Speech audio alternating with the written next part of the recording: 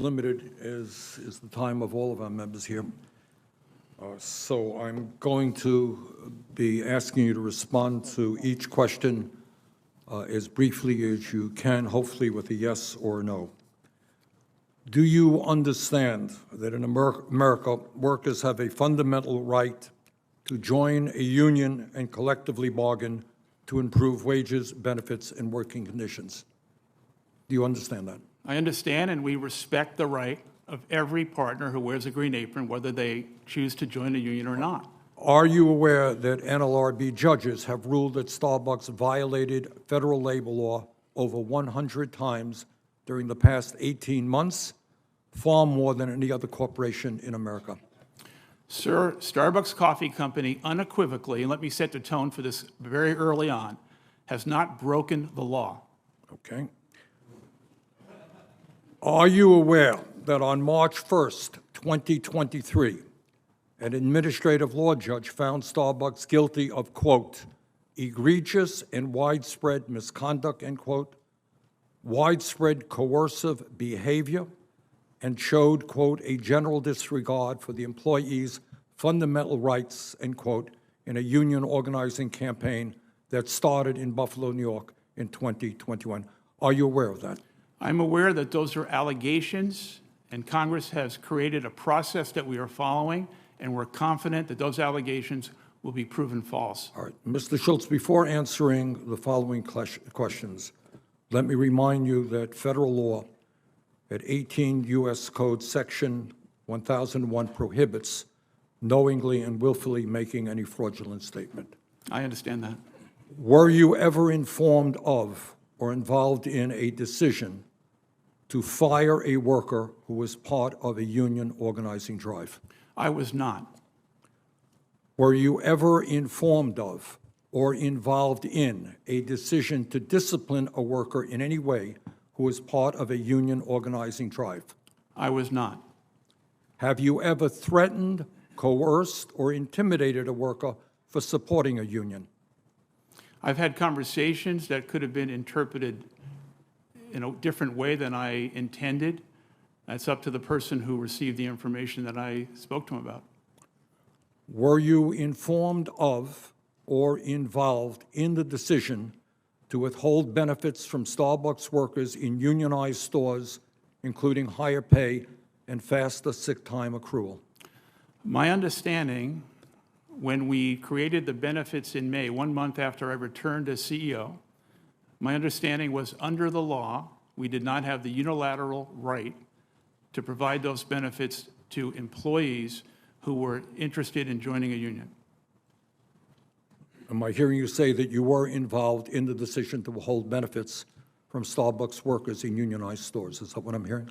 It was my understanding that we could not provide those benefits under the law. Mr. Schultz, have you ever asked a Starbucks worker, quote, if you hate Starbucks so much, why don't you go work somewhere else? I'm glad you asked that question because I've read in the press that quote, and that's not exactly what I said. Can I tell the story? Do you mind? I have some other questions. I'm sorry. There are a lot of people. I think it's important to hear the facts. All right, you'll have your chance. Will you commit to testifying in any trial where you personally are accused of breaking federal labor law, something that you have been accused of doing nearly 100 times since 2021? Mr. Chairman, let me say under oath, these are allegations and Starbucks has not broken the law. Okay. Mr. Schultz, were you informed of or involved in the decision to close all Buffalo area stores in November 2021, just days before area union elections, in order for Starbucks employees to listen to you give a speech on why they should vote against forming a union, a meeting the NLRB has determined was a violation of the law? I think this is another area that I hope I get a chance to speak about. For the last 12 months, my involvement, my engagement, and my return to Starbucks has been primarily, I would say 95%, focused on the operations of our business, the customer, domestically and around the world. My involvement and engagement in union activities, despite this event today has been de minimis. I was not involved in any issue of closing stores. Are you aware, Mr. Schultz, that an administrative law judge ordered you to record and distribute a video of yourself reading a notice to Starbucks employees about their rights under the National Labor Relations Act, how Starbucks violated those rights, and to assure that Starbucks will not infringe upon those rights in the future, and that this notice must be posted in all Starbucks stores and shared digitally to all of Starbucks employees?